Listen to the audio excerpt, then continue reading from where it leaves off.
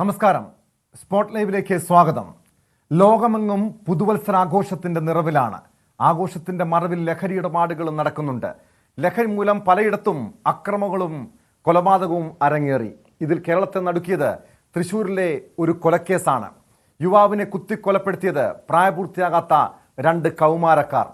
തൃശ്ശൂരിലെ കൊലപാതക കേസിലെ പ്രായപൂർത്തിയാകാത്ത പ്രതികൾ ലഹരിക്ക് അടിമകളെന്ന് പോലീസ് പറയുന്നു. ഇരുവരും കഞ്ചാവും മദ്യവും ഉപയോഗിച്ചിരുന്നു. മോഷ്ട കേസുകൾ ഉൾപ്പെടെ പിടിക്കപ്പെട്ടിട്ടുള്ള ഇരുവർക്കും ക്രിമിനൽ പശ്ചാത്തലമുണ്ട്. പ്രതികൾ കഞ്ചാവ് ലഹരിയിലായിരുന്നുവെന്ന് മരിച്ച ലിവിന്റെ സുഹൃത്തും ദൃക്സാക്ഷിയുമായ അരുൺ ന്യൂസ് 18നോട് പ്രതികരിച്ചു. അസ്വാഭാവികമായ സാഹചര്യത്തിൽ കുട്ടികളെ കണ്ടതുകൊണ്ടാണ് ലിവിൻ ഇടപെട്ടതെന്നും അരുൺ പറയുന്നു. സംഭവിച്ചത് ഞങ്ങൾ എന്നും വൈകുന്നേരം അവിടെ വന്ന് ഇങ്ങനെ ഇരിക്കാറുണ്ട്. നടക്കുന്ന സ്പോട്ടിൻ്റെ അടുത്ത് അന്നിരിക്കുമ്പോൾ 2 പെൺകുട്ടികൾ അതിലിങ്ങനെ വാസി, ഒരു 18 വയസ്സുള്ള കുട്ടികൾ ഇങ്ങനെ വാസ് ചെയ്തു നിന്നു. അപ്പോൾ ഇത്തിരി കഴിഞ്ഞപ്പോൾ അത് ഇരുട്ടായി, ആ കുട്ടികൾ വരേണ്ട സമയം കഴിഞ്ഞു പോയി. അപ്പോൾ ഞങ്ങൾ പോയി അവിടെ നോക്കുമ്പോൾ വേറെ 2 ആൺകുട്ടികൾ അപ്പുറം ഇരിപ്പുണ്ട്. ആ പെൺകുട്ടികൾ അവിടെ ഇല്ല. അപ്പോൾ അവരോട് ചോദിച്ചാൽ എന്താ ഇവിടെ ഇരിക്കുന്നത്, ഇവിടെ ഇരിക്കാൻ പാടില്ല, ഇത് നല്ല സ്പോട്ടല്ല, ഇവിടെ സ്ക്വാഡുകാർ വരും, കാരണം അതുപോലെ ഇവിടെ ഭയങ്കര ഡേഞ്ചർ ഒരു ഏരിയയാണ്, വെട്ടയില്ല, വെളിച്ചില്ല. അപ്പോൾ അവരോട് പറയുമ്പോൾ അവരെന്തോ വേറെ ഹോസ്റ്റൽ അപ്പം പറഞ്ഞു ഇവിടെ നിൽക്കാൻ പാടില്ല, അപ്പോൾ എന്ന് പറഞ്ഞ് ഞങ്ങളവരെ പറഞ്ഞു വിട്ടു. അപ്പോൾ ആൾക്കൊരു കോള് വന്ന ആളെന്തോ പറഞ്ഞു, അതിലെന്തോ ആണ് അവർക്ക് ആ ആളുമായിട്ടൊരു പറ്റായത്. എന്നിട്ട് അത് കഴിഞ്ഞ് ഇവരെ പറഞ്ഞ് ഞങ്ങൾ ഈ മരിച്ച പോയ പയ്യന് അപ്പോൾ വിളിച്ചിട്ട് എന്തോ പറയും, ഇവിടെ നിൽക്കാൻ പാടില്ല, ഇത് നല്ല സ്പോട്ടല്ല, ഇത് ഇന്ന് ന്യൂ ഇയർ കൂടെയാണ്, കാരണം ഇവിടെ ചെയ്യുന്ന സ്ഥലമാണ്, നിങ്ങളിവിടെ വന്നിട്ട് അത് ചെയ്യാൻ പാടില്ല, നിങ്ങൾ പോയിക്കോന്ന് പറയും. അപ്പോൾ ഈ കുട്ടികളെന്തോ നോർമലല്ല. അതിലൊരു കുട്ടി പറയുമ്പോഴൊക്കെ വേറെ അതിൻ്റെ സീരിയസ്നെസ് ഒന്നുമല്ല ഒരു കാര്യം എടുക്കണേ. അത് കഴിഞ്ഞിട്ട് ഞങ്ങളിങ്ങോട്ട് പോകുന്നു, ഞങ്ങളുടെ ഫ്രണ്ടിലേക്ക് വഴി പോകുന്നു. വന്നു കഴിഞ്ഞ് ഇവർ 2ആയിട്ടൊക്കെ തിരിഞ്ഞിട്ട് അതിലൊരു പയ്യൻ ബ്ലാക്ക് ഇട്ട് ഒരു ഇതുള്ള പയ്യൻ തിരിഞ്ഞിട്ട് നീ അത്രയ്ക്കായുടെ അല്ലെങ്കിൽ എന്തോ അതുപോലെ ഒരു വാക്ക് ചോദിച്ചിട്ട് ഇതിങ്ങനെ എന്നിട്ട് ഓടി. അപ്പം ഞാൻ വിളിച്ചിട്ടാ എന്ന് പറഞ്ഞ് വിളിച്ച് ഞാൻ പുറകെ ചെല്ലുമ്പോൾ നാളെ നിനക്കും തരാടാന്ന് പറഞ്ഞിട്ട് അപ്പോൾ ആളെന്നോട് പറഞ്ഞു എടാ എന്നെ കുത്തിയിടാന്ന് പറഞ്ഞു. ഞാൻ ആളെ പിടിക്കാൻ പോകുന്ന സമയത്ത് ഇമ്മ 2 പേരും എന്നിട്ട് ഓടി ഹോസ്പിറ്റലിൽ വന്നിട്ട് ഇവിടെ നിന്നിട്ട് തെറിച്ചു പോയി. ഇവിടുന്ന് എങ്ങനെയോ തെറിച്ചു പോയി. അത് കഴിഞ്ഞ് ഞാൻ ഇവനെ ഹോസ്പിറ്റലിൽ കൊണ്ടുവന്നിട്ട് ആ ഡോക്ടറെ അടുത്ത് നോക്കുമ്പോൾ എൻ്റെ കൂടെ അനു എന്ന് പറഞ്ഞ കുട്ടിയുണ്ട്. ആ കുട്ടി പറഞ്ഞു എടാ അനുവേട്ട ഇവനല്ലായിരുന്നു ചോദിച്ചു. അപ്പോൾ അവൻ ഈ കയ്യൊക്കെ മുറിഞ്ഞവൻ അവിടെയുണ്ട്. ഈ ഇവിടെ തന്നെ വന്നിട്ട് ആള് ഇങ്ങനെ ഡ്രസ്സ് ചെയ്യണം അതില്ല. അപ്പം ഞാൻ അവിടെ നിന്ന് പോലീസുകാരോട് പറഞ്ഞു സാറേ ഇവനുണ്ടായിരുന്നു, ഇവനാണ് നീ ചെയ്തതെന്ന് പറഞ്ഞു. അപ്പോൾ അവരെ വന്ന് പിടിച്ചു. അപ്പോൾ ചേച്ചി പറഞ്ഞു അവൻ വീട്ടിൽ ഓടി വന്ന് കയറിയിട്ട് അവൻ്റെ കൈ മുറിഞ്ഞെന്നോ വയറുവേദനയാണെന്നോ എന്തോ പറഞ്ഞപ്പോൾ ഞാൻ ഹോസ്പിറ്റലിലേക്ക് കൊണ്ടുവന്നാന്ന് പറഞ്ഞു. അപ്പോൾ അന്നേരം ഇവന് ചോദിക്കുമ്പോഴൊക്കെ ഇവനെ ഓക്കെയാണ്. അത് ഞാൻ ഇവരെ അകത്തോട്ട് കയറ്റി. പിന്നെ അതിന് എത്രയോ സമയങ്ങളും കഴിഞ്ഞിട്ടാണ് ആളെ അന്നേരം ഇല്ല, ഹോസ്പിറ്റലിൽ വരുമ്പോൾ ആളില്ല, കൂടെ അവൻ തന്നെ ഉള്ളൂ. ഈ പെൺകുട്ടികൾ ഇവരുടെ കൂടെ വന്നതല്ല, പെൺകുട്ടികൾ തനിച്ചെത്തി. പിന്നീട് നിങ്ങൾ അവിടെ അന്വേഷിച്ചപ്പോൾ ആ പെൺകുട്ടികൾ അവിടെ ഇല്ല, അവിടെ പകരം ഈ 2 കുട്ടികൾ അവിടെ ഉള്ളത്. 15 വയസ്സ് 16 വയസ്സുള്ള 16 വയസ്സ് അത്രേ ഉള്ളൂ. ചെറിയ കുട്ടികളാണ്, സ്കൂളിൽ പഠിക്കണം. അസ്വാഭാവികമായിട്ടുള്ള രീതിയിൽ പിന്നെ ഡ്രസ്സിങ് ഒരു വളരെ ഒരു ഡ്രസ്സിങ് ഉണ്ട്. അതിപ്പോൾ അതുകൊണ്ടാണ് കൂടുതൽ നമ്മൾ, കാരണം ഔട്ട് ഓഫ് സ്റ്റേറ്റ് ആണോ അല്ലെങ്കിൽ വേറെ എന്താണ് നമ്മളെ തൃശ്ശൂരിലുള്ളൊരു ഇതൊക്കെ ഉണ്ടല്ലോ. അപ്പോൾ ഇതാണ് ഏതായാലും പുറത്തുള്ള കുട്ടികളാണ് അറിയാണ്ട് പോയത്. ലഹരി ഉപയോഗിച്ചിരുന്നു അവിടെ ഇരുന്നിട്ട്, അവരെന്തോ ലഹരി ഉപയോഗിച്ചിരുന്നു അതിൽ ഈ ചെയ്ത അവൻ. കാരണം ആള് നോർമലല്ല, അത് നമുക്ക് ആളോട് സംസാരിക്കുമ്പോൾ അറിയാൻ പറ്റും. കാരണം ആളൊരു എല്ലാ ഒരു സിമ്പിൾ രീതിക്കും, അതുപോലെ ഇതൊന്നും ഞാൻ ഇവിടെ എങ്ങും അല്ല, നിങ്ങളൊന്നും എനിക്കൊന്നും അല്ല എന്നുള്ളൊരു ഭാവമുണ്ടല്ലോ. നമ്മൾ ഒരാളോട് കാര്യം പറയുമ്പോൾ ആ ഒരു അവസ്ഥയല്ല. പക്ഷെ മറ്റേ പയ്യൻ നല്ല നോർമൽ. നമ്മൾ പറയുന്നുണ്ട് വാടാ നമ്മൾ പോവും, ഇങ്ങനെയല്ല നീ ഇങ്ങനെയാണ് സ്ഥലം എന്നൊക്കെ പറയുന്നുണ്ട്. പക്ഷെ മറ്റവൻ കേൾക്കാൻ റെഡിയല്ല. നിങ്ങൾ തിരിഞ്ഞ് നടന്നപ്പോഴാണ് തിരിഞ്ഞ് പോകുന്നു, 2 തിരിഞ്ഞ് പോയി കഴിഞ്ഞിട്ട് അവൻ തിരിച്ചു വിളിച്ചിട്ട് അതാ ഇങ്ങനെയാന്ന് പറഞ്ഞു. എന്നിട്ട് വന്നിട്ട് അസഭ്യം പറഞ്ഞ ശേഷം കൂത്തുമായിരുന്നു. എന്നിട്ട് അവർ പിന്നെ ഞാൻ കുത്തിക്കഴിയുമ്പോഴേ ഞാൻ അറിയണില്ല. അത് കഴിഞ്ഞിട്ടാണ് എന്നെ കുത്തിയെന്ന് പറഞ്ഞ് ഞാൻ തിരിഞ്ഞ് ചെല്ലുമ്പോൾ അമ്മമാർ ഓടിക്കളഞ്ഞു. ഇവിടെ വന്ന് ഡ്രസ്സ് ചെയ്യാനോ എന്തിനോ വന്ന് അത് കഴിഞ്ഞ് ഇവിടുന്ന് തിരിച്ചു പോയി. കാരണം ഇവിടുത്തെ ഒരു സ്റ്റാഫ് മറ്റോ പറഞ്ഞേ ഇവർ എങ്ങനെ 2 പിള്ളേർ വന്നിട്ട് പോയി, ഇവിടുന്ന് അവർ ഇറങ്ങി ഓടിപ്പോയിരുന്നു. അത് കഴിഞ്ഞ് കുറച്ച് കഴിഞ്ഞപ്പോൾ ഈ കുത്തി പയ്യനെ കൊണ്ട് അവൻ്റെ അമ്മയോ ആരാന്ന് തോന്നുന്നു വന്നിട്ട് എന്തോ പറ്റിയെന്ന് പറഞ്ഞ് വന്നപ്പോഴാണ് ഈ അനു എന്നോട് പറയുന്നത്, ഇതാ ഇന്ന ആളെ നോക്കിയാനേട്ടാ ഇന്ന ആളല്ലെന്ന് ചോദിച്ചു. അപ്പം ഞാൻ നോക്കിയോ അവനാ, അപ്പോൾ അവർ സാധ്യത ഇന്ന ആളാന്ന് പറഞ്ഞു. അപ്പോൾ വിളിച്ച മറ്റവനെ കൂടെ എന്തോ ഇതാക്കി എടുക്കുമായിരുന്നു. മൃതദേഹം പോസ്റ്റ്മോർട്ടത്തിനായി മെഡിക്കൽ കോളേജിലേക്ക് മാറ്റിയിട്ടുണ്ട്. ഫോറൻസിക് വിദഗ്ധർ സ്ഥലത്തെത്തി പരിശോധന നടത്തുകയാണ്. അതിനിടെ പുതുവർഷം ആശംസിക്കാത്തതിന് തൃശൂർ മുള്ളൂർക്കരയിൽ യുവാവിനെ കുത്തിവീഴ്ത്തിയെന്ന ഒരു വാർത്തയും അല്പസമയം മുമ്പ് പുറത്തു വന്നിട്ടുണ്ട്. ആറ്റൂർ സ്വദേശി സുഹൈബിനാണ് കുത്തേറ്റത്. ക്രിമിനൽ കേസ് പ്രതി ഷാഫിയാണ് കുത്തിയതെന്നാണ് പോലീസ് പറയുന്നത്. ഈ വിഷയങ്ങളാണ് സ്പോട്ട് ലൈവ് ഇന്ന് പ്രധാനമായും പരിശോധിക്കുന്നത്. കുട്ടികളെയും കൗമാരക്കാരെയും കുറ്റകൃത്യത്തിലേക്ക് നയിക്കുന്നത് ലഹരിയും ന്യൂജൻ സിനിമകളുമാണോ? തൃശ്ശൂരിൽ നിന്ന് നവമി ദിനേശ് ചേരുന്നുണ്ട്. ഇതോടൊപ്പം മുൻ പോലീസ് ഉദ്യോഗസ്ഥൻ ശ്രീ ജോർജ് ജോസഫും മനഃശാസ്ത്രജ്ഞ ഡോക്ടർ വിപിൻ റോളൻഡും സ്പോട്ട് ലൈവിൽ തത്സമയം ചേരും. ആദ്യം നവമി ദിനേശിലേക്കാണ്. നവമി, നമുക്കറിയാം ഇന്നലെ ഈ പുതുവത്സരാഘോഷത്തിൻ്റെ മറവിൽ പലയിടത്തും അക്രമ സംഭവങ്ങളൊക്കെ ഉണ്ടായിട്ടുണ്ട്. അതിനേക്കാളും ഏറെ ഗൗരവമുള്ള സംഭവം ഇതിൻ്റെ മറവിൽ പലയിടത്തും ലഹരി ഉപയോഗം നടന്നു. ഈ ലഹരിയുടെ അടിമത്തത്തിൽ അക്രമ സംഭവങ്ങൾ അരങ്ങേറുന്നു. പക്ഷെ നമ്മളെയൊക്കെ കേരളത്തെ ഏറെ നടുക്കിയ സംഭവം തൃശ്ശൂരിലെ കൊലപാതകമാണ്. ആ കൊലക്കേസിലെ പ്രതികൾ പ്രായപൂർത്തിയാകാത്ത 14ഉം 15ഉം വയസ്സുള്ള 2 കൗമാരക്കാർ. അവർ ലഹരിക്ക് അടിമകളായിരുന്നു എന്ന് പറയുന്നു. ക്രിമിനൽ പശ്ചാത്തലമുണ്ട്. അതിനേക്കാളപ്പുറം ഈ സംഭവങ്ങളുടെയൊക്കെ പശ്ചാത്തലത്തിൽ ഈ സമീപകാലത്ത് ഇറങ്ങിയ ചില ന്യൂജൻ സിനിമകളൊക്കെ ഈ കുട്ടികളെ കൗമാരക്കാരെയൊക്കെ സ്വാധീനിക്കുന്നുണ്ട് എന്ന രീതിയിൽ പല വിമർശനങ്ങളും ഈ സമീപകാലത്ത് ഉയർന്നു കേൾക്കുന്നതാണ്. പണി, മുറ, ആവേശം ഉൾപ്പെടെയുള്ള സിനിമകളൊക്കെ ഈ ക്രിമിനൽ പശ്ചാത്തലമുള്ള കൗമാരക്കാരെ അവരെ ഒരു ഹീറോ പരിവേഷത്തിലേക്ക് മാറ്റുന്നു. ഇതൊക്കെ ഈ കുട്ടികളെ സ്വാധീനിച്ചിട്ടുണ്ടാകാം.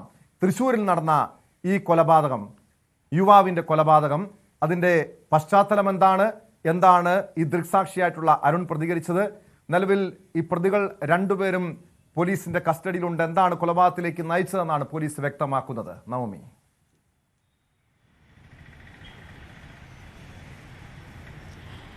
പലപ്പോഴും നമ്മൾ ഈ ലഹരി കേസിൽ യുവാക്കൾ പിടിയിലായി അല്ലെങ്കിൽ ലഹരിയുമായി യുവാക്കൾ പിടിയിലായി എന്നൊക്കെ വാർത്ത ലഭിക്കുമ്പോൾ പോലീസൊക്കെ പറയുന്നത് ഇവർ ലഹരി കൊണ്ടുവരുന്നത് കോളേജുകളിലും സ്കൂളുകളിലുമായി വിതരണം ചെയ്യുന്നതിനാണ്, ഇവർ ഫോക്കസ് ചെയ്തത് വിദ്യാർത്ഥികളിലാണെന്നൊക്കെ പല വാർത്തകളിലും നമ്മൾ കേൾക്കുന്നതാണ്, നമ്മൾ റിപ്പോർട്ട് ചെയ്തതാണ്. അതിലേറ്റവും ഒടുവിലത്തെ ഉദാഹരണം തന്നെയാണ് ഈ ലിബിൻ്റെ മരണവുമായി ബന്ധപ്പെട്ടും പറയാനുള്ളത്. ഈ 2 വിദ്യാർത്ഥികൾ, അതും 8ാം ക്ലാസ്സിലും 9ാം ക്ലാസ്സിലും പഠിക്കുന്ന 2 കുഞ്ഞു കുട്ടികളാണ്. അവരാണ് ഇതിലെ കേസിലെ പ്രതികളെന്ന് തന്നെ നമുക്ക് അവരെ വിളിക്കാൻ കഴിയില്ല. ഇതിൽ ഉൾപ്പെട്ടിട്ടുള്ളതെന്ന് ഓർക്കുമ്പോഴാണ് ഏറെ വിഷമിപ്പിക്കുന്ന മറ്റൊരു കാര്യം. ഈ 2 കുട്ടികളും അവരുടെ സ്കൂളുകളിൽ നിന്നൊക്കെ ഇതിനു മുൻപ്, അതായത് 9ാം ക്ലാസ്സിലും 8ാം ക്ലാസ്സിലും ഒക്കെ പഠിക്കുന്ന സമയത്ത് തന്നെ ക്ലാസ്സിൽ നിന്നും സ്കൂളിൽ നിന്നും ഇവരെ പുറത്താക്കിയതാണ്. അതും സമാനമായ രീതിയിൽ സഹപാഠികളോട് കത്തി വീശി അവിടെ ഒരു ഭീകര അന്തരീക്ഷം സൃഷ്ടിച്ചതിനും ലഹരി ഉപയോഗിച്ചതിനും ഒക്കെയാണ് കുട്ടികളെ സ്കൂളിൽ നിന്നും പുറത്താക്കിയത്. ഇവരെ പാരൻസിനോട് ഇക്കാര്യം പറയുന്നുണ്ടായിരുന്നു. മാതാപിതാക്കൾ ഇവരെ ജുവനൈൽ ഹോം ഈ ഡി അഡിക്ഷൻ സെന്ററിലേക്ക് കൊണ്ടുപോയതാണ്.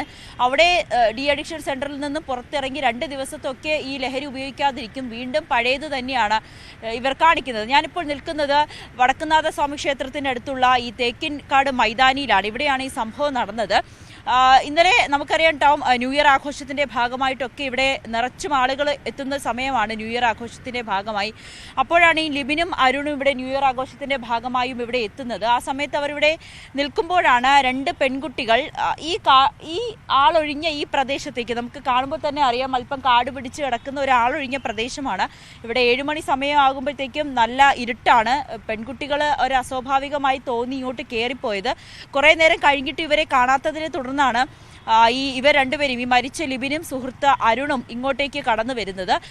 അത് വന്നതിന് ശേഷം ഇവിടെ ആ പെൺകുട്ടികളെ കാണുന്നില്ല. പകരം ഈ 2 കുട്ടികളാണ് ഇവിടെ ഇരിക്കുന്നത്. അവരൊക്കെ ലഹരി ഉപയോഗിക്കുന്നതായി ഇവർക്ക് തോന്നി. കഞ്ചാവ് വലിക്കുന്നതാണെന്ന് ലിബിനും അരുണിനും തോന്നി. ഇവരോട് നിങ്ങൾ എന്ത് ചെയ്യുകയാണ്, കഞ്ചാവ് വലിക്കുകയാണോ അല്ലെങ്കിൽ എന്താണ് ഉപയോഗിക്കുന്നതെന്ന് ചോദിച്ച് അവരോട് സംസാരിക്കുന്നു. ഈ കുട്ടികൾക്ക് അത് ഇഷ്ടപ്പെടുന്നില്ല. ഇവിടെ നിന്ന് എത്രയും വേഗം പോകണം, ഇവിടെ പോലീസ് വരും, ഇവിടെ ആരും വരാത്ത ഇടമാണെന്നൊക്കെ കുട്ടികളോട് പറയുന്നുണ്ട്. പക്ഷെ അവർക്ക് അത് ഇഷ്ടപ്പെടുന്നില്ല. ഏകദേശം ഒരു അരമണിക്കൂർ ഇവർ തമ്മിലൊരു വാക്കുതർക്കം ഉണ്ടാകുന്നു. ഈ വാക്കുതർക്കത്തിനൊടുവിൽ ലിബിന് ഒരു ഫോൺ വരുന്നു. ആ ഫോണിൽ സംസാരിച്ച ശേഷം ലിബിനും അരുണും ഇവിടെ നിന്ന് പുറത്തേക്ക് തിരിച്ച് റോഡിലേക്ക് വരുന്നതിനിടയിലാണ് ഈ കുട്ടി കയ്യിൽ കരുതിയിരുന്ന ആയുധവുമായി എത്തി ലിബിന്റെ നെഞ്ചിൽ കുത്തിയത്. ഒപ്പമുണ്ടായിരുന്ന അരുൺ ഇത് കണ്ടില്ല. അരുൺ വിചാരിച്ചത് ഈ വിദ്യാർത്ഥി ലിബിനെ അടിച്ചതായിരിക്കുമെന്ന്. ആ സമയത്ത് ലിബിൻ പറയുന്നുണ്ടായിരുന്നു, എനിക്ക് നെഞ്ചിൽ കുത്തേറ്റ്. അപ്പോൾ അരുണും ഈ കുട്ടിയെ അടിക്കുന്നതിന് വേണ്ടിയിട്ട് അല്ലെങ്കിൽ എന്താടാ ചെയ്തതെന്ന് ചോദിച്ച് അങ്ങോട്ടേക്ക് പോകുന്ന സമയത്താണ് ലിബിൻ പറഞ്ഞത് എനിക്ക് കുത്തേറ്റിട്ടുണ്ടെന്ന്. ഉടനെ തന്നെ അടുത്തുള്ള ജനറൽ ആശുപത്രിയിലേക്ക് കൊണ്ടുപോയെങ്കിലും പോകുന്നതിനിടയിൽ തന്നെ ലിബിൻ മരിക്കുകയായിരുന്നു. ആശുപത്രിയിൽ ഇരിക്കുമ്പോൾ തന്നെയാണ് ഈ കുട്ടി, അതായത് ഈ ലിബിനെ കുത്തിയ കുട്ടിയുടെ കയ്യിലും ആ കുത്തുന്നതിൻ്റെ ഇടയിൽ ആ ആയുധം കൊണ്ട് തന്നെ പരിക്കേൽക്കുന്നു. അതിനുവേണ്ടി അതിന് ചികിത്സ തേടുന്നതിന് വേണ്ടി ആശുപത്രിയിൽ എത്തുകയും അരുൺ കാണുകയും ഉടനെ പോലീസിനെ ഇക്കാര്യം അറിയിച്ച് അവിടെ ഉണ്ടായിരുന്ന പോലീസിനോട് വിവരം അറിയിച്ച് ഈ കുട്ടിയെ പിടികൂടുകയും ചെയ്തു. പിന്നീട് ഈ കുട്ടിയുടെ മൊഴിയിൽ നിന്നാണ് സഹപാഠിയും ഒപ്പം ഉണ്ടായിരുന്നെന്ന് പോലീസിന് മനസ്സിലാകുകയും ചെയ്തത്. തുടക്കത്തിൽ പോലീസിന് ഒരു ആശയക്കുഴപ്പമുണ്ടായി. കാരണം ഈ കുട്ടികൾ പറയുന്നതിൽ മൊഴിയിലെ ഒരു വൈരുദ്ധ്യമുണ്ട്. ഇവർ രണ്ടുപേരും രണ്ട് കഥകൾ പറയുന്നു. ഈ കുട്ടി പറയുന്നത് ഞങ്ങൾക്കൊപ്പം പെൺകുട്ടികൾ ഉണ്ടായിരുന്നു, ആ പെൺകുട്ടികളോട് ലിബിൻ മോശമായി പെരുമാറി, ഇതിന്റെ സ്വയരക്ഷയ്ക്ക് വേണ്ടിയിട്ടാണ് കുത്തിയതെന്നാണ് ലിബിൻ പോലീസിനോട് ഈ കുട്ടി ആദ്യം പറയുന്നത്. അങ്ങനെ ലിബിനും ഇത്തരത്തിൽ മദ്യലഹരിയിലായിരുന്നു എന്നൊക്കെ വരുത്തി തീർക്കാൻ ഈ കുട്ടികൾ ശ്രമിക്കുകയും ചെയ്തു. പക്ഷേ പോലീസിന് എന്തോ ഒരു അസ്വാഭാവികത തോന്നി. രണ്ട് കുട്ടികളും പറയുന്നതിലെ ഒരു വൈരുദ്ധ്യം മനസ്സിലായ പോലീസ് പിന്നീട് ഇവരുടെ കുടുംബത്തെ വിവരം അറിയിക്കുകയും ഇവരുമായി ബന്ധപ്പെട്ട ബാക്കി ബന്ധുക്കളുടെ ഒക്കെ വിവരം എടുക്കുമ്പോഴാണ് ഈ കുട്ടി കയ്യിൽ ആയുധം കരുതുന്ന ആളാണെന്നും ലഹരിക്ക് അടിമയാണെന്നും സ്കൂളിൽ നിന്നും ഇതിന്റെ പേരിൽ പുറത്താക്കിയതാണെന്നുമുള്ള ഞെട്ടിപ്പിക്കുന്ന വിവരങ്ങൾ പുറത്തു വന്നത്. ഒപ്പം ഇവർക്ക് മുൻപും ഇത്തരത്തിൽ ഈ മോഷണ ശ്രമങ്ങളും മറ്റ് ആക്രമണങ്ങളും ഒക്കെ നടത്തുന്ന കുട്ടികളാണ്. ആ സമയത്തൊക്കെ ഇവരുടെ ഒരു പ്രായം കണക്കിലെടുത്ത് പോലീസ് ഉപദേശിച്ചു വിടുന്നതിനപ്പുറത്തേക്ക് ഇവർക്കെതിരെ കേസുകളൊന്നും ചുമത്തിയിട്ടിരുന്നില്ല. ഇത് തന്നെയാണ് ഈ കുട്ടികൾക്ക് വളമായി മാറിയതും ഇത്ര വലിയൊരു കൊലപാതകത്തിലേക്ക് കുട്ടികളെ നയിച്ചതും ആ ഒരു ഇളവ് തന്നെയാണ്. എന്തായാലും ഈ കുട്ടികളുടെ മൊഴിയും ഇവരുടെ ബാക്ക്ഗ്രൗണ്ടും പോലെ നമ്മുടെ പോലീസിന്റെ നിയമ സംവിധാനങ്ങളുടെ ഒക്കെ വീഴ്ച ഒരുപക്ഷെ ഈ കൊലപാതകത്തിന് കാരണമായിട്ടുണ്ടാകാം. ഇതുപോലെ ക്രിമിനൽ പശ്ചാത്തലമുള്ള രണ്ട് കുട്ടികളെ ഇതിനു മുൻപും പല മോഷണം ഉൾപ്പെടെയുള്ള കേസുകളിൽ പ്രതികളായിട്ടും പോലീസ് അവർക്കെതിരെ നടപടി സ്വീകരിച്ചില്ല. ഗുരുതരമായിട്ടുള്ള ഒരു വീഴ്ച പോലീസിന്റെ ഭാഗത്തുണ്ടായി. നവമി, ഒരു കാര്യം കൂടി അറിയേണ്ടത്, ആരായിരുന്നു ഈ 14-15 വയസ്സുള്ള കൗമാരക്കാർക്കൊപ്പം ഉണ്ടായിരുന്ന പെൺകുട്ടികൾ? കാരണം ഇതുപോലെ ക്രിമിനൽ പശ്ചാത്തലമുള്ളവരുടെ ഒപ്പം എത്തുന്ന ആ പെൺകുട്ടികൾ അവരെന്തിനാണ് അവിടെ എത്തിയത്? ലഹരി ഉപയോഗം ഉണ്ടായിരുന്നോ? ഇവരുടെ മറ്റു പശ്ചാത്തലം, ഈ കുടുംബ പശ്ചാത്തലം അടക്കം ഈ കൊലക്കേസിൽ പ്രതിയായിട്ടുള്ള അല്ലെങ്കിൽ പോലീസിന്റെ കസ്റ്റഡിയിലുള്ള ഒരു പ്രായപൂർത്തിയാകാത്ത കുട്ടിയുടെ പിതാവ് ഒരു ഗുണ്ടയായിരുന്നു, കൊലക്കേസിലെ പ്രതിയായിരുന്നു. ഇതുപോലെ ഒരു അക്രമത്തിനിടെ കുത്തേറ്റ് കൊല്ലപ്പെട്ടിട്ടുള്ളതാണ്. അതുപോലെ ഒരു കുടുംബ സാഹചര്യം, സാമൂഹ്യ പശ്ചാത്തലമൊക്കെ വളരെ മോശമായിട്ടുള്ളൊരു ചെറുപ്പക്കാരൻ, ഒരു കൗമാരക്കാരൻ ഇതുപോലുള്ള ഒരു അക്രമ സംഭവത്തിലേക്ക് വഴിമാറുന്നതിൽ അതിശയപ്പെടാനില്ല. പക്ഷെ അവിടെ നമ്മുടെ സമൂഹത്തിന്റെ ഉത്തരവാദിത്തമുണ്ട്, പോലീസിന്റെ ഒരു ഉത്തരവാദിത്തമുണ്ട്. പോലീസ് ഒന്നും വേണ്ട രീതിയിൽ ഇടപെടാത്തത് കൊണ്ട് തന്നെ, നേരത്തെ നവമി സൂചിപ്പിച്ചതുപോലെയാണ്, പോലീസിന്റെ ഒരു കൃത്യമായ ഇടപെടൽ ഉണ്ടാകാത്തത് കൊണ്ട് തന്നെയല്ലേ ഇതുപോലുള്ള അക്രമ സംഭവങ്ങൾ, ഈ കുട്ടികളെ ഇതുപോലെ ഒരു കൊലക്കേസിൽ പ്രതികളാകാൻ, പിടിക്കപ്പെടാനൊക്കെ കാരണമായത്. ഇവരിതുപോലെ അക്രമ സംഭവങ്ങളിലേക്ക് കൂടുതൽ അക്രമികളാകാനുള്ള സാഹചര്യമൊക്കെ ഉണ്ടാക്കിയത്. നവമി,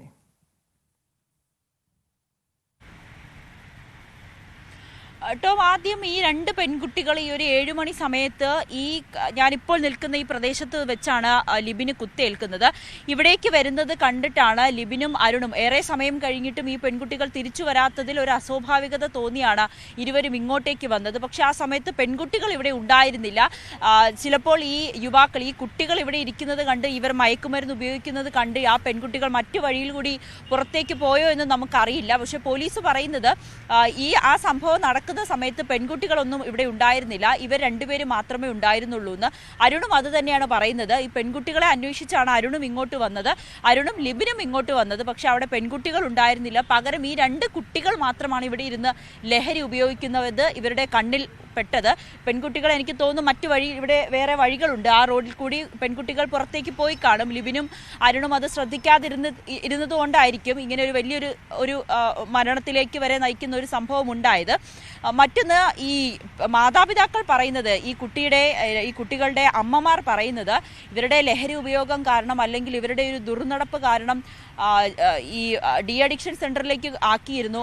അവിടെ കുറച്ച് ദിവസം കിടന്നതിന് ശേഷം പുറത്തിറങ്ങി പിന്നീട് 2 ദിവസം ഈ ലഹരി ഉപയോഗിച്ചിരുന്നില്ല, വീണ്ടും പഴയ പോലെ ലഹരി ഉപയോഗിക്കുന്നു.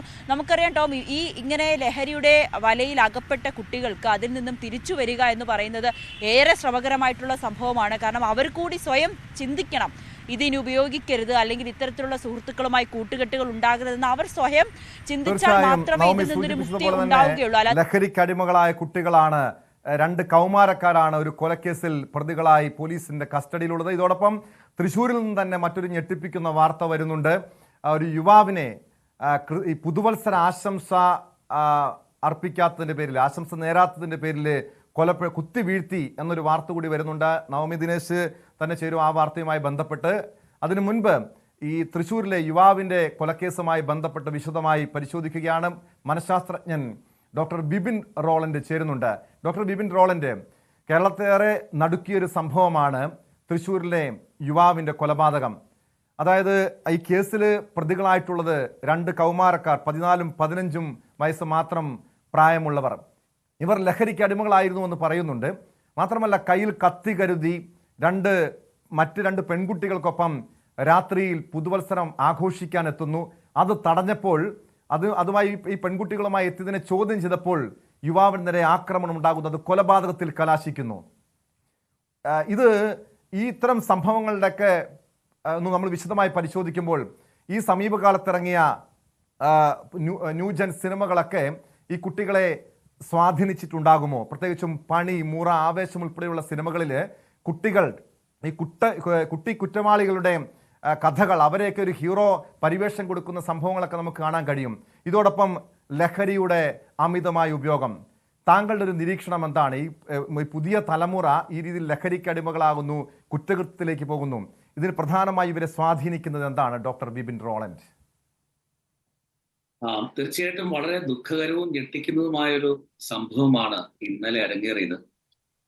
പക്ഷെ നമുക്ക് ഇത്തരത്തിലുള്ള ഞെട്ടിക്കപ്പെടുന്ന വാർത്തകളും സംഭവങ്ങളും ഇനിയും കൂടുതൽ ഉണ്ടാകാൻ പോകുന്നേ ഉള്ളൂ എന്നതിന്റെ ചില സൂചനകളായിട്ടാണ് എനിക്കിതിലെ ഈ ഒരു സംഭവത്തെ കാണാനായിട്ട് സാധിക്കുക. കാരണം ഒട്ടനവധി ഘട്ടങ്ങളിൽ ലഹരി ഉപയോഗത്തിന്റെ കാര്യങ്ങളെക്കുറിച്ചും ഇത് നമ്മുടെ തലച്ചോറിനെ ബാധിക്കുന്നതിനെ കുറിച്ചും നമ്മുടെ ബോധത്തെ കെടുത്തുകയും താൻ എന്താണ് ചെയ്യാൻ പോകുന്നതെന്ന് പോലും ഒരു ബോധമില്ലാതെ, വകതിരിവില്ലാതെ, സാധാരണ ഭാഷയിൽ പറഞ്ഞ ഒരു വെളിവില്ലാത്ത രീതിയിലേക്ക് കൗമാരക്കാര്, കുട്ടികള്, മുതിർന്നവര്, യുവാക്കളൊക്കെ മാറിപ്പോകുന്നതിനെ കുറിച്ചുള്ള ആശങ്കകൾ തീർച്ചയായും ഒരു സൈഡിൽ നിൽക്കുന്നു.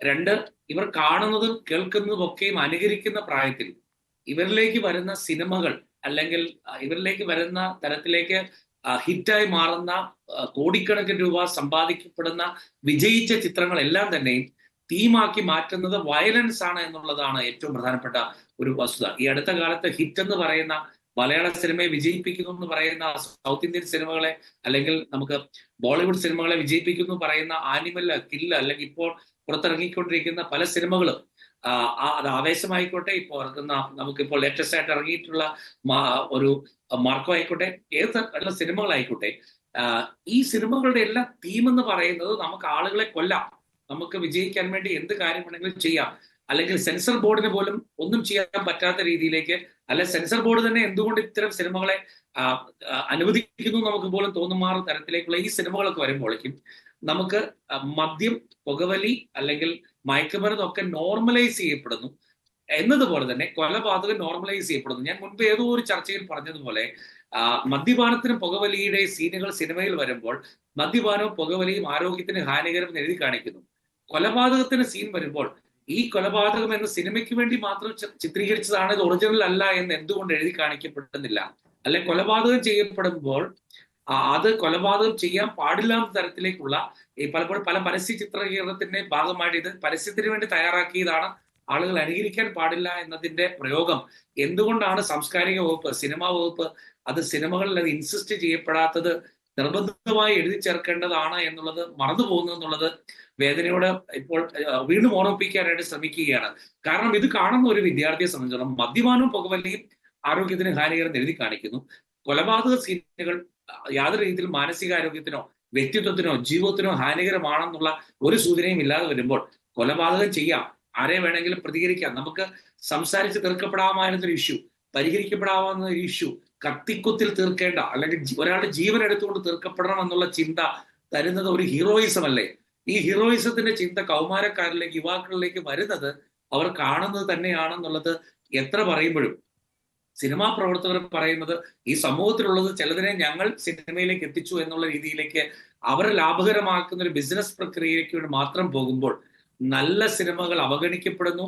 മോശം സിനിമകൾ അല്ലെങ്കിൽ ഹീറോസിന് പകരം നെഗറ്റീവ് ചെയ്യുന്ന, കള്ളക്കടത്ത് നടത്തുന്ന, മദ്യം അല്ലെങ്കിൽ മയക്കുമരുന്ന് സംസ്കാരത്തെ പ്രൊമോട്ട് ചെയ്യുന്ന നായകന്മാരാണ് അവർ. ആക്ച്വലി അവർ വില്ലന്മാരാണ്. പക്ഷെ നായക പരിവേഷത്തിൽ വരുന്ന സിനിമകളാണ് 500 കോടിയും 1000 കോടിയൊക്കെ നേടുന്നതെന്ന് കാണുമ്പോൾ സമൂഹത്തിന്റെ പരിച്ഛേദവും നെഗറ്റീവായിട്ട് പോകുന്നു എന്നുള്ളതാണ് നമ്മൾ മനസ്സിലാക്കേണ്ടത്. അങ്ങനെ വരുമ്പോൾ ഇത്തരത്തിലുള്ള ആവർത്തനങ്ങൾ നമ്മൾ പേടിക്കേണ്ടിയിരിക്കുന്നു. മദ്യവും മയക്കുമരുന്നും അല്ലെങ്കിൽ തനിക്ക് ദേഷ്യമുണ്ടായാൽ, വിരോധമുണ്ടായാൽ, പ്രശ്നമുണ്ടായാൽ അത് കൊന്നു തീർക്കേണ്ടതാണെന്നുള്ള കൾച്ചറും ഒക്കെയും ആണ് നമ്മുടെ സമൂഹത്തിലേക്ക് വരുന്നതെങ്കിൽ അത് തീർച്ചയായിട്ടും നമുക്ക് എങ്ങനെ ഒരു അധ്യാപകന് കുട്ടികളോട് ഇടപെടാൻ പറ്റുക, മാതാപിതാക്കൾക്ക് എങ്ങനെയാണ് മക്കളോട് ഇടപെടാൻ പറ്റുക? ഈ അടുത്ത കാലത്ത് തന്നെ വന്ന പല ന്യൂസുകളിലും അമ്മയും അച്ഛനെയും വധിച്ച കൗമാരക്കാരെ കുറിച്ച്, യുവാക്കളെ കുറിച്ച് കേൾക്കുമ്പോൾ, അല്ലെങ്കിൽ ബന്ധുക്കളെ നിഷ്കരണം വധിക്കുന്ന കൾച്ചറിനെ കുറിച്ച് നമ്മൾ കേൾക്കുമ്പോൾ ഇത് തീർച്ചയായിട്ടും എവിടെ നിന്നോ കിട്ടുന്ന ചില മോഡൽസ് തന്നെയാണ് നമ്മൾ മനസ്സിലാക്കേണ്ടിയിരിക്കുന്നു. സിനിമകൾ തീർച്ചയായിട്ടും സമൂഹത്തിനെ അത്രമാത്രം മോശമാക്കുന്ന തരത്തിലേക്കുള്ള തീമുകൾ എടുത്ത് മുമ്പോട്ട് പോകുന്നത് മാറിയിട്ട് സമാധാനത്തിന്റെയും ക്ഷമയുടെയും സ്നേഹത്തിന്റെയും അല്ലെങ്കിൽ നമുക്ക് വളരെ ഹാപ്പി റിസൾട്ടുകൾ കിട്ടുന്ന നല്ല തീമുകളിലേക്ക് സിനിമാ സംസ്കാരവും തിരിച്ചു വരേണ്ടതുണ്ട് എന്നാണ് തോന്നുക. ലാഭം കിട്ടിയേക്കാം, പക്ഷെ നമ്മുടെ സമൂഹം നമുക്ക് നഷ്ടപ്പെട്ടു പോകുന്നുള്ളതാണ് സൂചനയായിട്ട് കാണുക. തീർച്ചയായും വളരെ കൃത്യമായിട്ടുള്ളൊരു നിരീക്ഷണമാണ് താങ്കൾ പറഞ്ഞത്. ഡോക്ടർ വിപിൻ റോളൻഡ്, താങ്കൾ ഇപ്പോൾ സൂചിപ്പിച്ചു മാതാപിതാക്കളെ ഈ ലഹരിക്കടിമകളായ മക്കൾ ആക്രമിക്കുന്ന, കൊലപ്പെടുത്തുന്ന സംഭവങ്ങളൊക്കെ ഉണ്ടാകുന്നു. അല്പസമയം മുമ്പ്, അത് കഴിഞ്ഞ രാത്രിയിലാണ് തിരുവനന്തപുരം നേമത്ത് ലഹരി വാങ്ങാൻ പണം ലഭിക്കാത്തതിൻ്റെ പേരിൽ അമ്മയെ മകൻ വെട്ടിപ്പരിക്കേൽപ്പിച്ചെന്നൊരു വാർത്ത പുറത്തു വരുന്നത്. ഇതുപോലുള്ള സംഭവങ്ങൾ, അതായത് ഈ കുട്ടികളെ ഈ രീതിയിൽ ലഹരിക്കും ഈ അക്രമ സംഭവങ്ങളിലേക്കൊക്കെ വഴിതിരിച്ചു വിടുന്നതിൽ പല ഘടകങ്ങളുണ്ട്. ലഹരി, താങ്കൾ സൂചിപ്പിച്ചതുപോലെ ഈ സിനിമകളുടെയൊക്കെ വലിയ സ്വാധീനം, അതോടൊപ്പം ഇവരുടെ ഒരു പശ്ചാത്തലം കൂടി, കുടുംബ പശ്ചാത്തലവും സാമൂഹ്യ പശ്ചാത്തലവും ഒക്കെ പരിശോധിക്കേണ്ടതല്ലേ? ഈ തൃശ്ശൂരിൽ യുവാവിനെ കൊലപ്പെടുത്തിയ കേസിലെ 14-കാരൻ്റെ പിതാവ് ഒരു ക്രിമിനൽ പശ്ചാത്തലമുള്ള വ്യക്തിയായിരുന്നു. അയാളെ ഒരു കുത്തി കൊലപ്പെടുത്തുകയാണ് ഉണ്ടായത്. സ്വാഭാവികമായും അതൊക്കെ ഈ കൗമാരക്കാരനെ സ്വാധീനിച്ചിട്ടുണ്ടാകില്ലേ? ഇതൊരു വളരെ പ്രധാനപ്പെട്ട കാര്യമാണ്. ഇപ്പോഴത്തെ ഞാൻ സെൻട്രൽ ജയിലിലും അതുപോലെ സബ് ജയിലിലും ഒക്കെ ജോലി ചെയ്തിട്ടുള്ള ഒരു സൈക്കോളജിസ്റ്റാണ്. അവിടുത്തെ അനുഭവത്തിൽ വരുമ്പോഴത്തേക്കും മാതാവല്ല പിതാവ് ഏതെങ്കിലും ക്രിമിനൽ കുറ്റത്തിൽ ജയിലിനകത്തായാൽ ഈ മക്കൾ ജയിലിൽ വന്ന് കാണാനോ അല്ലെങ്കിൽ വരുന്ന ഒരു സാഹചര്യങ്ങളൊക്കെ ഉണ്ട്. പലപ്പോഴും ഈ കുട്ടികളുടെ പുനരധിവാസ പ്രവർത്തനങ്ങൾ പ്രത്യേകിച്ച് ചില സംഘടനകൾ, ചില ക്രൈസ്തവ സംഘടനകൾ, ചില ജീസസ് ഫ്രട്ടേണിറ്റി എന്നൊക്കെ ഉള്ള പേരിൽ ചിലതൊക്കെ നടത്തുന്നത് കണ്ടിട്ടുണ്ടെങ്കിലും കാര്യമായ രീതിയിലേക്ക് പേരൻസ് ആരെങ്കിലും ജയിലിലായാൽ പോലും അവര് ചിലപ്പോൾ ക്രിമിനൽ പശ്ചാത്തലത്തിൽ ജയിലിലാകാം, അല്ലാതെ അബദ്ധത്തിലാകാതാകാം. ഈ ക്രിമിനൽ പശ്ചാത്തലത്തിൽ ജയിലിലായി കഴിഞ്ഞു കഴിഞ്ഞാൽ ഒരു തടവ് പുള്ളിയുടെ അല്ലെങ്കിൽ ഒരു കൊലപാതകയുടെ മകൻ എന്നുള്ളൊരു ടൈറ്റിലിൽ ചെറുപ്പകാലങ്ങളിൽ, കൗമാരകാലങ്ങളിലേക്ക് എത്തുന്നതിന് മുമ്പുള്ള പല ഘട്ടങ്ങളിലും അപമാനിക്കപ്പെടുകയോ ഗ്രാജുവലി പതിയെ തൻ്റെ ഇമേജ് മാറിക്കഴിയുമ്പോൾ അച്ഛന്റെ പാത പിന്തുടരുന്ന, അമ്മയുടെ ക്രിമിനൽ പശ്ചാത്തലമുള്ള പാത പിന്തുടർന്ന് പോകുന്ന മക്കളായിട്ട് ഇവർ മാറാതിരിക്കാൻ വേണ്ട കൃത്യമായിട്ടുള്ള റീഹാബിലിറ്റേഷൻ പ്രോസസ്സുകളും ഇവരുടെ ജീവിതത്തെ ക്രമപ്പെടുത്തുന്ന തരത്തിലുള്ള പരിശീലന പദ്ധതികളും സർക്കാരിന് തന്നെ ചെയ്യാൻ പറ്റുമെന്ന് ഞാൻ പറയുന്നില്ല. സർക്കാരും സന്നദ്ധ സംഘടനകളും ചേർന്ന് ചെയ്യേണ്ടതുണ്ടെങ്കിലും അതിന് തക്ക രീതിയിലുള്ള പല കാര്യങ്ങളും നമ്മുടെ സമൂഹത്തിൽ നടക്കുന്നില്ല എന്നതാണ് യഥാർത്ഥത്തിൽ ഒരു പ്രാധാന്യമായിട്ട് വരിക. അങ്ങനെ വരുമ്പോൾ ഇവർക്ക് എന്താണോ കണ്ടത്, ഇവരുടെ ഉള്ളിൽ എന്താണോ. ഡോക്ടർ വിപിൻ റോളൻഡ് തുടരുക. ഇപ്പോൾ retired SP Shri George Joseph കൂടി ചേരുന്നുണ്ട്. ശ്രീ ജോർജ് ജോസഫ്, ഈ തൃശ്ശൂരിലെ കൊലക്കേസ്, ഈ കൊലക്കേസുമായി ബന്ധപ്പെട്ട് അല്പസമയം മുമ്പ് ഞങ്ങളുടെ പ്രതിനിധി നവമി ദിനേശ് തൃശ്ശൂരിൽ നിന്നും റിപ്പോർട്ട് ചെയ്തൊരു കാര്യമുണ്ട്. ഇത് പോലീസിൻ്റെ ഭാഗത്ത് ഈ വിഷയത്തിൽ വലിയ വീഴ്ച ഉണ്ടായിട്ടുണ്ട്. കാരണം ഇതിനു മുൻപും ഈ കൗമാരക്കാരായ 2 കുട്ടികളെ സ്കൂളിൽ നിന്നും പുറത്താക്കിയത് ലഹരി ഉപയോഗവും അക്രമ സംഭവങ്ങളും, തുടർച്ചയായി ഇവർ പല സഹപാഠികളായിട്ടുള്ള കുട്ടികളെ ആക്രമിക്കുന്നു, അതുപോലുള്ള സംഭവങ്ങളൊക്കെ അടിക്കടി ഉണ്ടായപ്പോഴാണ് ഇവർക്കെതിരെ സ്കൂൾ നടപടി സ്വീകരിച്ചത്. പക്ഷേ പോലീസിന്റെ മുൻപാകെ ഇതുപോലുള്ള പരാതികളെത്തി. ഇതിനുശേഷം തുടർച്ചയായി ഇവർ മോഷണ കേസുകൾ പിടിക്കപ്പെടുന്നു. പ്രായത്തിന്റെ ആനുകൂല്യത്താൽ പോലീസ് ഇവർക്കെതിരെ നടപടി സ്വീകരിക്കാതെ ഈ 2 പേരെയും വിട്ടയക്കുന്നു. സ്വാഭാവികമായും അതൊക്കെ തന്നെ ആകില്ലേ ഈ കൗമാരക്കാരെ വീണ്ടും അക്രമ സംഭവത്തിലേക്ക്, അല്ലെങ്കിൽ കത്തിയെടുക്കാൻ, അത് ഒരു കൊലയാളികളായി മാറാനൊക്കെ വഴിവെച്ചത് ഡോക്ടർ ശ്രീ ജോർജ് ജോസഫ്? അതെ, ഇത് വളരെ ഒരു ഷോക്കിംഗ് ന്യൂസാണ്. കാരണം കൗമാരക്കാരന്മാരെ 14 വയസ്സും 16 വയസ്സും ഉള്ള ആൾക്കാരെ, വലിയ ആൾക്കാരെ കുത്തിക്കൊല്ലുകയാണ്.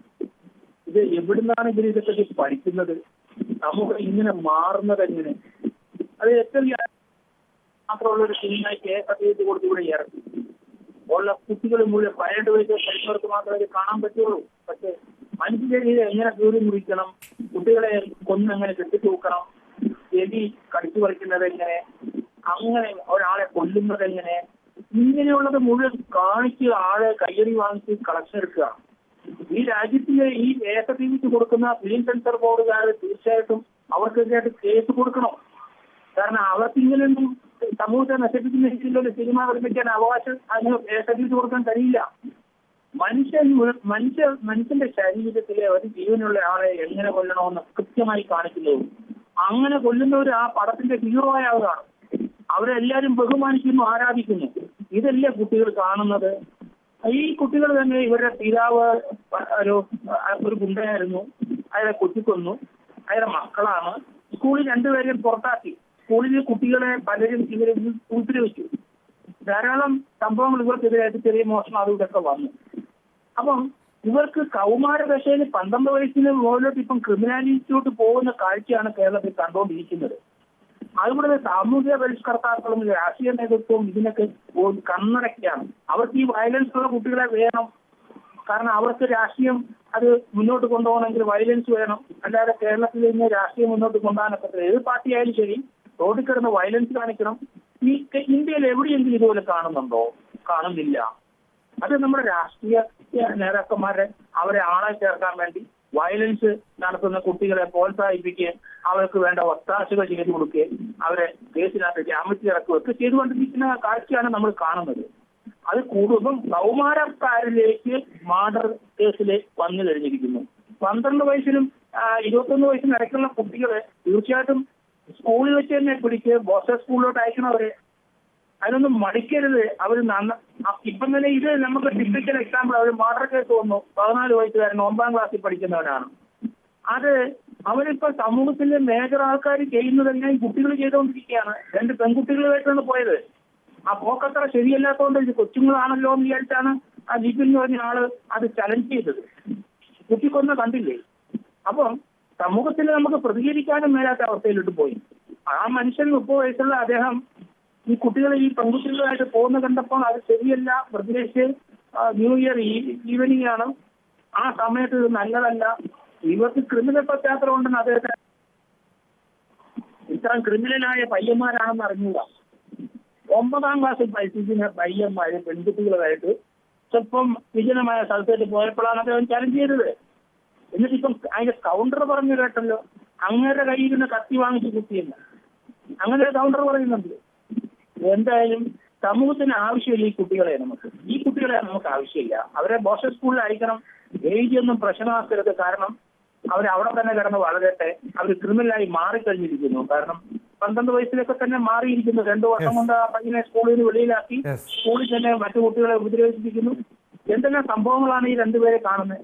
ഇതുപോലെ എല്ലാ ജില്ലകളിലും എല്ലാ സ്കൂളിന്റെ പരിസരത്തും ഇതുപോലത്തെ ക്യാരക്ടേഴ്സ് വന്നു കഴിഞ്ഞിരിക്കുന്നു.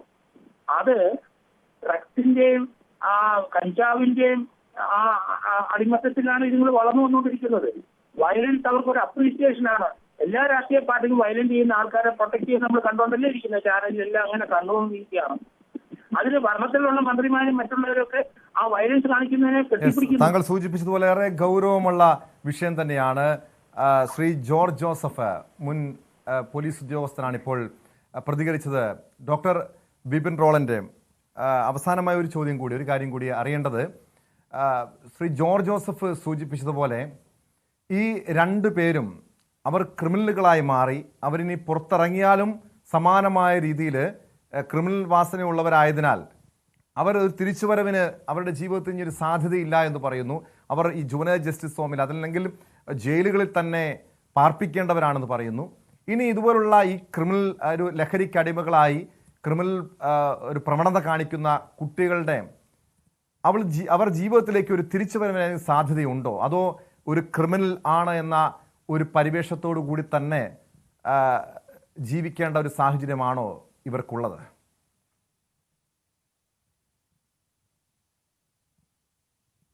തീർച്ചയായിട്ടും നമുക്ക് ഈ ഒരു കാര്യം വളരെയധികം സങ്കടകരമായ ഒരു അവസ്ഥ ആണ്. കാരണം ഇവരുടെ ജീവിതത്തിൽ ഈ 9ാം ക്ലാസ്സിൽ പഠിക്കുന്ന സമയത്ത് ഇത്തരത്തിൽ ഒരു പ്രശ്നമായി കഴിഞ്ഞു. ക്രിമിനൽ എന്ന മുദ്രകുത്തൽ വന്നു. തീർച്ചയായിട്ടും ശിക്ഷാ നടപടികളിലേക്ക് പോകേണ്ടതുണ്ട്, അതിന് തടവിൽ പാർപ്പിക്കേണ്ടതുണ്ട്.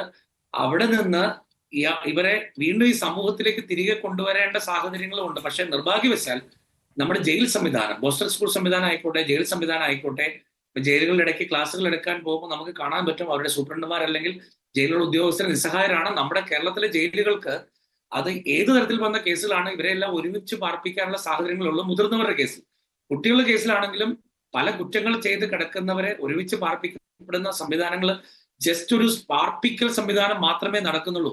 ഒരു പരിവർത്തനത്തിലുള്ള സംവിധാനം നമ്മുടെ സംവിധാനങ്ങളിൽ, നമ്മുടെ കേരളത്തിലില്ല. ഇന്ത്യയിൽ തന്നെ കാര്യമായിട്ട് നടക്കുന്നില്ല. പണ്ടൊരു തിഹാർ ജയിൽ മോഡൽ ഉണ്ടായി, കിരൺ ബേദിയുടെ മോഡൽ ഉണ്ടായി എന്നൊക്കെ നമ്മൾ പറഞ്ഞെങ്കിൽ ഇപ്പോൾ തിഹാർ ജയിലിൽ എന്ത് നടക്കും നമുക്ക് വ്യക്തതയില്ല.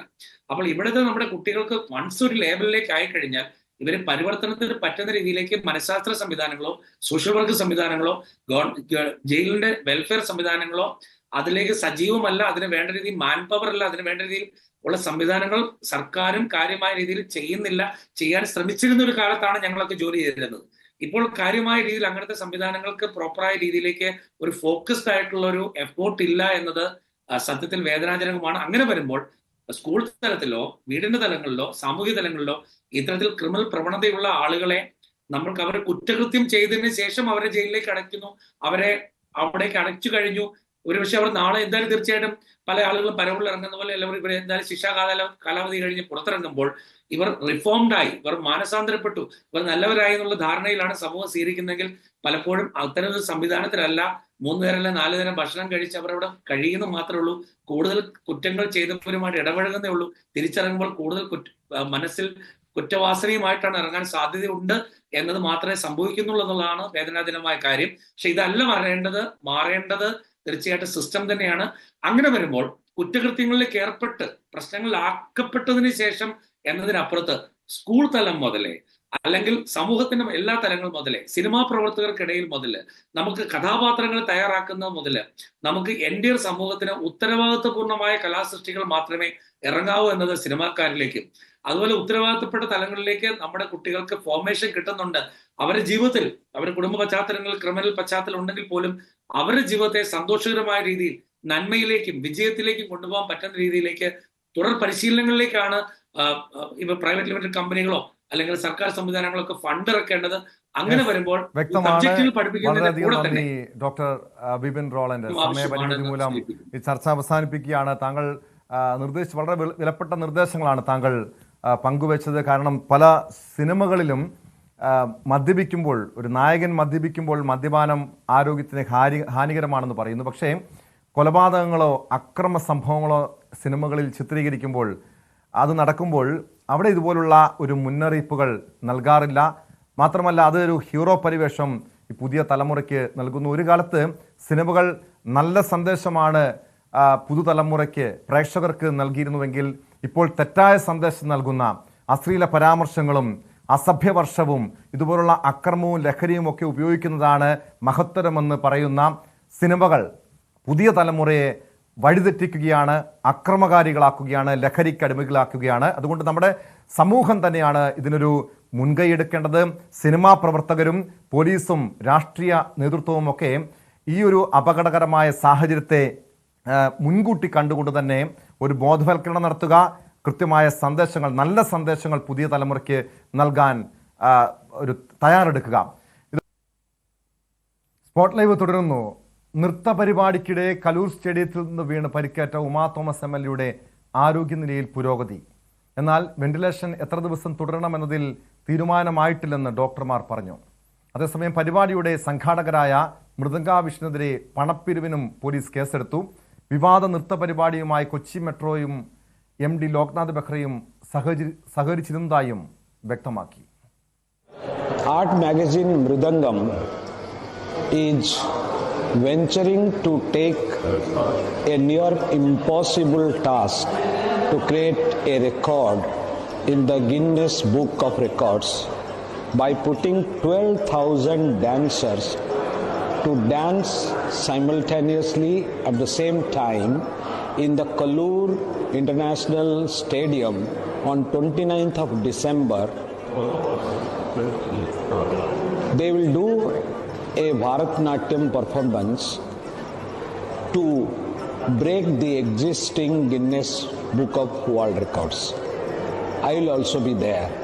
You also please come and പരിപാടിയെക്കുറിച്ച് നേരിട്ട് പരിശോധിക്കാത്തതിന് കൊച്ചി കോർപ്പറേഷൻ ഹെൽത്ത് ഇൻസ്പെക്ടറെ സസ്പെൻഡ് ചെയ്തു. കലൂർ സർക്കിളിലെ MN നിതയെയാണ് സസ്പെൻഡ് ചെയ്തത്. വിശദാംശങ്ങളുമായി കൊച്ചിയിൽ നിന്ന് ഡാനി പോൾ ചേരുന്നു. ഡാനി, ഓരോ ദിവസവും ശുഭകരമായ വാർത്ത ആശുപത്രിയിൽ നിന്ന് വരുന്നുണ്ട്. ഉമാ തോമസ് MLAയുടെ ആരോഗ്യനിലയിൽ പുരോഗതി ഉണ്ടാകുന്നുണ്ട്. എങ്കിലും വെന്റിലേഷൻ ഇപ്പോഴും വെന്റിലേറ്ററിൽ തന്നെ തുടരുന്നു. അതോടൊപ്പം അറിയേണ്ടത് ഈ സംഭവവുമായി ബന്ധപ്പെട്ട്, പരിപാടിയുമായി ബന്ധപ്പെട്ട് പോലീസ് സ്വീകരിച്ചിരിക്കുന്ന നടപടികളാണ്. നേരത്തെ വലിയ രീതിയിലുള്ള സുരക്ഷാ വീഴ്ച ഉണ്ടായി എന്ന് വ്യക്തമായിരുന്നു. അത് പോലീസിൻ്റെ അന്വേഷണത്തിൽ വ്യക്തമായ കാര്യമാണ്. ഇതോടൊപ്പം ഈ പണപ്പിരിവ് നടത്തി, വ്യാപകമായ രീതിയിലൊരു പണപ്പിരിവ് നടത്തി എന്ന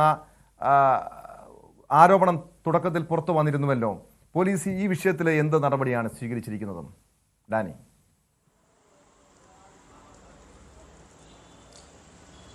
ടോം, ഇതിൽ ഉമാ തോമസിൻ്റെ ആരോഗ്യനിലയെക്കുറിച്ച് പറഞ്ഞുകൊണ്ട് തുടങ്ങാം. ഇതിൽ ആശുപത്രിയിൽ നിന്ന് ലഭിക്കുന്ന വിവരങ്ങൾ ഇപ്പോൾ ആശാവഹമാണ്. കാരണം അവർ ആരോഗ്യനിലയിൽ പുരോഗതിയുണ്ട് എന്ന് ഡോക്ടർമാർ പറയുന്നു. അതിൽ ഏറ്റവും പ്രധാനപ്പെട്ടത് തനിയെ അവർക്ക് ശ്വാസമെടുക്കാൻ കഴിയുന്നു എന്നതാണ്. അത് ഒരു വലിയ പുരോഗതി തന്നെയാണ്.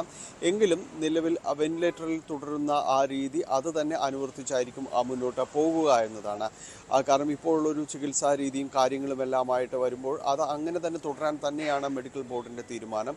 ഇതെല്ലാം സർക്കാർ നിയോഗിച്ച വിദഗ്ധ സംഘവുമായും ആശുപത്രിയിലെ മെഡിക്കൽ ബോർഡ് എപ്പോഴും ചർച്ച ചെയ്തുകൊണ്ട് കാര്യങ്ങൾ വിശദീകരിക്കുകയും ചെയ്യുന്നുണ്ട്. അപ്പോൾ അവരുടെ കൂടി ഒരു യോജിച്ച തീരുമാനത്തിലാണ് ഈ രീതിയിലേക്ക് മുന്നോട്ട് കൊണ്ടുപോകുന്നത്. ഇന്ന് ഡോക്ടർമാർ പറയുന്നു മക്കൾ അകത്ത് കയറിയപ്പോൾ അവർക്ക് പുതുവത്സരാശംസകൾ നേർന്നു. നേരത്തെ ശബ്ദത്തിൽ അവർ ഹാപ്പി ന്യൂ ഇയർ പറഞ്ഞു എന്നതാണ്. അപ്പോൾ അങ്ങനെ ചെറിയ രീതിയിലുള്ള പ്രതികരണങ്ങൾ അവരുടെ ഭാഗത്തുനിന്നുണ്ടാകുന്നുണ്ട്. ആളുകളെ തിരിച്ചറിയുന്നു. മക്കളെ കൂടാതെ ഇന്ന് ഡോക്ടർമാർ, പരിചയമുള്ള ഡോക്ടർ അദ്ദേഹത്തെയും തിരിച്ചറിഞ്ഞത് അദ്ദേഹം പറയുന്നുണ്ട്. അപ്പോൾ ആളുകളെ തിരിച്ചറിയാൻ അവർക്ക് കഴിയുന്നു എന്നതെല്ലാം തന്നെ വളരെ പോസിറ്റീവായ കാര്യങ്ങൾ, കൈകാലുകൾ അനക്കാനായിട്ട് സാധിക്കുന്നുണ്ട് എന്ന് പറയുന്നു. അപ്പോൾ നിലവിൽ ശ്വാസകോശത്തിനേറ്റ ക്ഷതങ്ങൾ അത് മാറി വരുന്നു. അതിനുള്ള മരുന്നുകൾ നൽകുന്നുണ്ട്. അതനുസരിച്ച് തന്നെ തലച്ചോറിനേറ്റ ക്ഷതവും ഭേദപ്പെടും. മറ്റ് അവയവങ്ങളുടെ പ്രവർത്തനം അനുസരിച്ചെന്നാണ് ഡോക്ടർമാർ പറഞ്ഞു വയ്ക്കുന്നത്. എന്തായാലും ഇതിൽ ആശാവഹമായ പുരോഗതിയുണ്ട് എന്ന് തന്നെ അവർ പറയുന്നു. എന്തായാലും കുറച്ച് ദിവസം കൂടി വെന്റിലേറ്റർ സഹായത്തോടു കൂടി അവർ തുടരും. അതിനുശേഷമായിരിക്കും എല്ലാവരുമായി വിദഗ്ധ സമിതിയുമായി ചർച്ച നടത്തിയതിന് ശേഷമായിരിക്കും വെന്റിലേറ്റർ സംവിധാനം നീക്കുന്നതായ കാര്യങ്ങളിൽ കൂടുതൽ കാര്യങ്ങളിലേക്ക് പോകുന്നതുള്ളൂ. മറ്റൊന്ന് ടോം ചോദിച്ച രണ്ടാമത്തെ ചോദ്യത്തിലേക്ക് വരികയാണെങ്കിൽ ഇത് അന്വേഷണവുമായി ബന്ധപ്പെട്ട് നടക്കുന്ന കാര്യങ്ങളാണ്. നിലവിൽ പോലീസ് ഇപ്പോൾ ആദ്യഘട്ടത്തിൽ നിന്ന് മാറി രണ്ടാം ഘട്ടത്തിലേക്ക് വരുമ്പോൾ കുറെ കൂടി ഗൗരവതരമായി ഈ കേസിനെ സമീപിക്കുന്നു എന്നത് എടുത്തു പറയേണ്ടതാണ്. ഇതിൽ കേസുമായി ബന്ധപ്പെട്ടുകൊണ്ട് 3 പേർ ഇതിനകം അറസ്റ്റിലായിട്ടുണ്ട്. അവർക്കെല്ലാം തന്നെ ചെറിയ വകുപ്പുകൾ പ്രകാരമുള്ള കേസുകൾ മാത്രമാണ് അവർക്കെതിരെ ഉണ്ടായിരുന്നത്. അവർക്ക് സ്റ്റേഷൻ ജാമ്യം കൊടുത്ത് അവരെല്ലാം തന്നെ പുറത്തു വരികയും എല്ലാം തന്നെ ചെയ്തിട്ടുണ്ട്. ഒപ്പം പോലീസ് ഇതിൻ്റെ മറ്റ് കാര്യങ്ങൾ കൂടി പരിശോധിക്കുന്നു. സാമ്പത്തിക തട്ടിപ്പ് സംബന്ധിച്ച്, സാമ്പത്തിക തട്ടിപ്പ് നടന്നതായുള്ള ചില പരാതികൾ ഇതിൽ മുന്നോട്ട് വന്നിരുന്നു. അതിൽ മാതാപിതാക്കളുടെ അടക്കം മൊഴി രേഖപ്പെടുത്തിയിട്ടുണ്ട്.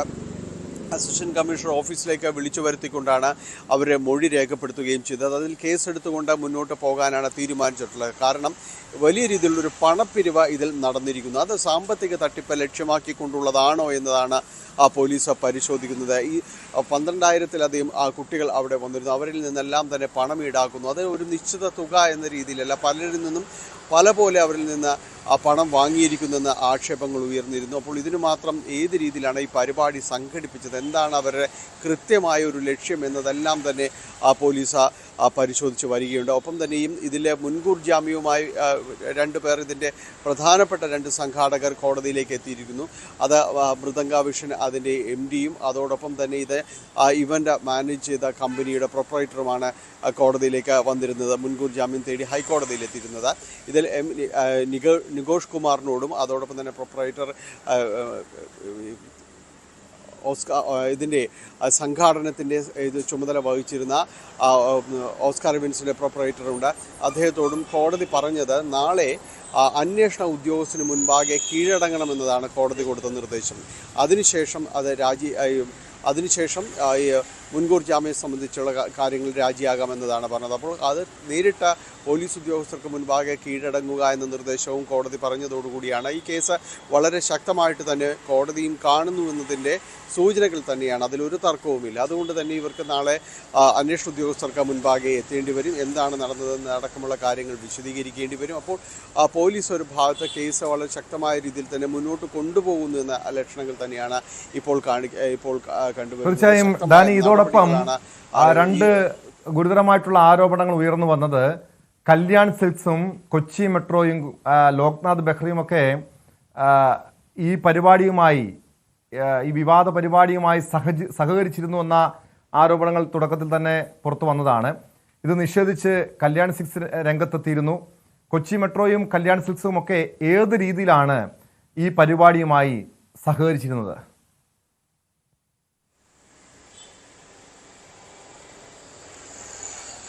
ടോം, ഇതിൽ സ്ഥാപനങ്ങൾ എന്ന രീതിയിലുള്ളൊരു സഹകരണം മാത്രമാണ് തങ്ങളുടെ ഭാഗത്തുനിന്ന് ഉണ്ടായിരുന്നതെന്ന് കഴിഞ്ഞ ദിവസങ്ങളിൽ അവർ വാർത്താക്കുറിപ്പിലൂടെ വ്യക്തമാക്കിയിരുന്നു.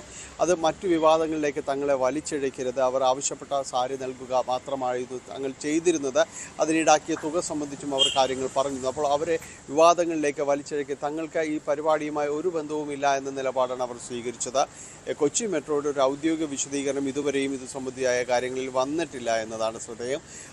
ഇതിൽ ആശംസ നേർന്നുകൊണ്ട് ഈ മൃദംഗ വിഷൻ്റെ സൈറ്റുകളെല്ലാം നോക്കിയാൽ നമുക്ക് കാണാം, പലരും സിനിമാ രംഗത്തെ തന്നെ അടക്കമുള്ള പലരും ഇവർക്ക് ആശംസ നേർന്നുകൊണ്ട് സംസാരിക്കുന്നതെല്ലാം തന്നെ കാണാം. അതിൽ ഒരാളാണ് ഇപ്പോൾ ഈ നമ്മൾ KMRL MD-ആയ DGP ലോക്നാഥ് ബെഹ്റയുടെ ആശംസയും ആ രീതിയിലുള്ളതാണ്. എല്ലാവർക്കും ആശംസ നേർന്നു എന്നതാണ്. പക്ഷെ അവിടെ കൊണ്ട് അത് KMRL-ൻ്റെ ഒരു സഹകരണം അവസാനിച്ചിരുന്നില്ല എന്നതുകൂടി നമ്മൾ നോക്കണം. ഇവിടെ വന്നവർക്ക്, ഇതിൽ പങ്കെടുക്കാൻ വന്നവർക്ക്, ഈ ഡാൻസ് അവതരിപ്പിക്കാൻ വേണ്ടി വന്നവർക്കെല്ലാം തന്നെ നിശ്ചിത ശതമാനം തുക കിഴിവ് യാത്രാക്കൂലിയിലെല്ലാം തന്നെ അവർ നൽകിയിരുന്നു. അതായത് ജവഹർലാൽ നെഹ്റു സ്റ്റേഡിയത്തിലാണ് ഈ പരിപാടി നടക്കുന്നത്. അതുകൊണ്ട് എവിടെ നിന്ന് വരുന്നവർക്കും അവിടെ ഇറങ്ങാൻ കഴിയുന്ന രീതിയിൽ അവരുമായി സഹകരിച്ചുകൊണ്ട് ഈ പരിപാടി നടന്നിരുന്നു. നാളെ അത് KMRL എന്തുകൊണ്ട് തങ്ങളതുമായി ബന്ധപ്പെട്ടുകൊണ്ട് ഈ സഹകരണം ഉണ്ടായി എന്നതടക്കമുള്ള കാര്യങ്ങളിൽ വിശദീകരണം നൽകുമായിരിക്കും. ഏതായാലും ഇതുവരെയും ഒരു ഔദ്യോഗികമായ തലത്തിലൊരു വിശദീകരണവുമായിട്ട് വന്നിട്ടില്ല എന്നതാണ്. എന്തായാലും ഈ പരിപാടിക്ക് കാര്യമായ രീതിയിൽ തന്നെ മുന്നൊരുക്കങ്ങൾ കൊച്ചിയിൽ നിന്ന് ഡാനി പോളാണ് വിവരങ്ങൾ നൽകിയത്. കല്യാൺ സിൽക്സ് വിശദീകരണം നൽകിയിട്ടുണ്ട്. മറ്റു രീതിയിലുള്ള ഒരു സഹകരണവും ഉണ്ടായിരുന്നില്ല. സാരി നൽകി, അത് പണം വാങ്ങിയാണ് സാരി നൽകിയത്. എന്നാൽ ഈ KMRL-ന്റെ പ്രതികരണം ഈ വിഷയത്തിൽ ഇതുവരെയും പുറത്തു വന്നിട്ടില്ല. പോലീസിന്റെ അന്വേഷണം ഈ സുരക്ഷാ വീഴ്ചയുമായി ബന്ധപ്പെട്ടും സാമ്പത്തിക തിരിമറി ഉണ്ടായിട്ടുണ്ടോ തുടങ്ങിയ കാര്യങ്ങളിലും പോലീസിന്റെ അന്വേഷണം നടക്കുകയാണ്. വീട്ടിലേക്കുള്ള യാത്രക്കിടയിൽ കാണാതായ കോഴിക്കോട് എലത്തൂർ സ്വദേശിയായ സൈനികനെ കണ്ടെത്തിയ വാർത്ത കൂടിയുണ്ട്. വിശദമായി പരിശോധിക്കാം ഇടവേള കഴിഞ്ഞ്. വീട്ടിലേക്കുള്ള യാത്രക്കിടയിൽ കാണാതായ കോഴിക്കോട് എലത്തൂർ സ്വദേശിയായ സൈനികനെ കണ്ടെത്തി. ബംഗളൂരിൽ നിന്നാണ് പ്രത്യേക അന്വേഷണ സംഘം വിഷ്ണുവിനെ കണ്ടെത്തിയത്. സാമ്പത്തിക പ്രയാസങ്ങൾ മൂലം നാട്ടിൽ നിന്നും താൽക്കാലികമായി വിട്ടുനിന്നതാണെന്ന് വിഷ്ണുവിൻ്റെ പ്രതികരണം. 15 ദിവസത്തിന് ശേഷം മകനെ കണ്ടെത്തിയതിൻ്റെ ആശ്വാസത്തിലാണ് വിഷ്ണുവിൻ്റെ മാതാപിതാക്കളും. കുഴപ്പമില്ല, ഇപ്പൊ അപ്പത്തൊരു ഹാപ്പിയാണ്. കാരണം സാറന്മാരും ഒരുപാട് പേര് ബുദ്ധിമുട്ടി, അതിലൊരു വിഷമമുണ്ട്. ആ ഇന്നലെ രാത്രി സംസാരിച്ചിട്ടുണ്ടായിരുന്നു സാറുമാരെ കണ്ടതിന് ആ ആ അപ്പോ ആ ആ ശരി. 15 ദിവസത്തോളമായിട്ട് തീ തന്നെയായിരുന്നു. ഇന്നിപ്പോ പുതുവർഷമായിട്ട് നല്ലൊരു ന്യൂസാണ് കിട്ടിയത്. ഇന്നലെ രാത്രിയാണ് ഇവിടുന്ന് പോയ പോലീസ് സംഘത്തിന്റെ SI സാർ സിയാ സാറ് വിളിച്ച് അവനെ ഫോൺ കൊടുത്തിട്ട് സംസാരിച്ചത്. അപ്പോൾ പ്രശ്നങ്ങളൊന്നുമില്ല, നല്ല ഇതിലാണ് ഉള്ളത്. ആള് ഒന്നും പറയണ്ട, ആളോട് അങ്ങോട്ട് ഞാൻ പറഞ്ഞതാണ് പ്രശ്നം വിഷമിക്കൊന്നും വേണ്ട, എല്ലാം ശരിയാവുന്നുള്ള സന്ദേശം ഞാൻ കൊടുത്ത്. അല്ല ആ കാശിന്റെ കാര്യമാണ് ഇതുവരെ അങ്ങനത്തെ ഒരു കാര്യമൊന്നും ഇതുവരെ പറഞ്ഞില്ല. ഞാൻ അച്ഛൻ മകൻ എന്നുള്ള ഇതിലുപരി ഫ്രണ്ട്ഷിപ്പ് പോലെയാണ് ഇതുവരെ പോകുന്നത്. അപ്പൊ എന്നിട്ട് പോലും എന്നോട് പറഞ്ഞില്ല, സാമ്പത്തികത്തിന്റെ പ്രശ്നം ഇതുവരെ പറഞ്ഞിട്ടുമില്ല, എവിടെയില്ല. കാണാതായ ശേഷം വിഷ്ണു ഇലക്ട്രോണിക് ഉപകരണങ്ങൾ ഉപയോഗിക്കാത്തത് അന്വേഷണ സംഘത്തിന് പ്രതിസന്ധി സൃഷ്ടിച്ചിരുന്നു. ബംഗളൂരുവിലെ ATM നിന്ന് പണം പിൻവലിച്ചതാണ് അന്വേഷണത്തിൽ നിർണായകമായത്. 17-ാം തീയതി പൂനെയിൽ വെച്ച് മിസ്സായിട്ടുള്ള നമ്മുടെ സോൾജർ കൂടായിട്ടുള്ള വിഷ്ണു എന്നയാളെ ഇന്നലെ വൈകുന്നേരത്തോടു കൂടി ബാംഗ്ലൂർ വെച്ച് നമ്മുടെ അന്വേഷണ സംഘം SI മുഹമ്മദ് സിയാദ്, അതുൽ, വൈശാഖ് എന്നിവയുടെ നേതൃത്വത്തിൽ ബാംഗ്ലൂരിൽ വെച്ച് ഇന്നലെ കണ്ടെത്തിയിട്ടുള്ളതാണ്. അദ്ദേഹത്തെ നമ്മൾ ഇന്നിവിടെ ബഹുമാനപ്പെട്ട കൊയിലാണ്ടി മജിസ്ട്രേറ്റ് കോടതി മുമ്പാകെ ഹാജരാക്കും. അദ്ദേഹത്തിന് കൂടുതലായിട്ട് എന്തെങ്കിലും സംസാരിക്കാനുണ്ടെങ്കിൽ അവിടെ അദ്ദേഹം സംസാരിക്കുമെന്നാണ് അറിഞ്ഞിട്ടുള്ളത്. കൂടാതെ ഇയാളെ കണ്ടെത്തുന്നതിന് നമ്മൾ ആദ്യമായിട്ട് രൂപീകരിച്ച ഈ സംഘത്തിൽ സൈബർ എക്സ്പേർട്ട് മുതൽ പലരും ഉണ്ടായിരുന്നുവെങ്കിലും നമ്മൾ ഏറ്റവും കൂടുതലായി അദ്ദേഹത്തെ കണ്ടെത്തുന്നതിൽ ഉണ്ടായ ബുദ്ധിമുട്ട് എന്ന് പറയുന്നത് അദ്ദേഹം ഒരു ഇലക്ട്രോണിക് ഉപകരണങ്ങളും ഉപയോഗിച്ചിരുന്നില്ല എന്നതാണ്. വിശദാംശങ്ങളുമായി MS അനീഷ് കുമാർ ചേരുന്നുണ്ട് കോഴിക്കോട് നിന്ന്. അനീഷ്, കഴിഞ്ഞ 2 ആഴ്ചയോളം കുടുംബാംഗങ്ങൾ വലിയ ആശങ്കയിലായിരുന്നു. വിഷ്ണുവിൻ്റെ അച്ഛൻ്റെ വാക്കുകളിൽ നിന്ന് അത് മനസ്സിലാക്കാൻ കഴിയും. പോലീസ് ഈ വിഷ്ണുവിനെ കണ്ടെത്താൻ വേണ്ടി തീവ്രമായ ശ്രമത്തിലായിരുന്നു. ഈ സൈബർ സെല്ലിൻ്റെ സഹായത്തോടു കൂടി പലയിടത്തും അന്വേഷണം നടത്തി ഒടുവിൽ വിഷ്ണുവിനെ കണ്ടെത്താൻ കഴിഞ്ഞു. എങ്ങനെയാണ് വിഷ്ണുവിലേക്ക് പോലീസിന് എത്താൻ കഴിഞ്ഞത്? ഈ വിഷ്ണു സാമ്പത്തിക പ്രതിസന്ധി മൂലം മാറി നിന്നു എന്ന് പറയുന്നു. അത് പൂർണ്ണമായും പോലീസും കുടുംബാംഗങ്ങളും ഒക്കെ വിശ്വസിക്കുന്നുണ്ടോ?